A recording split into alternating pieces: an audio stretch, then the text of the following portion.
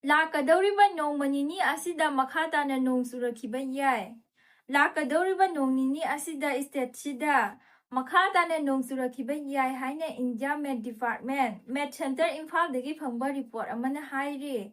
Loinana ngasisu Manipurgi tongan-tonganba district ayambada akhang arauga loinana nong churaba yai haina yellow warning tawri.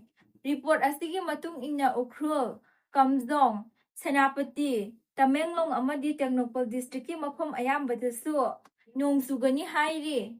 Kangpokpi, Jiribam, Imphal East, Imphal West, Bisnupur, Nonne, Thoubal, Kaksing, Surasanpur Perzon amadi Sandan District mafam singdasu nong sugani hairi. Hayang October 6 kunmarigi oina Senapati, Tamenglong, Krulna Singba District Karadasu nong sugani.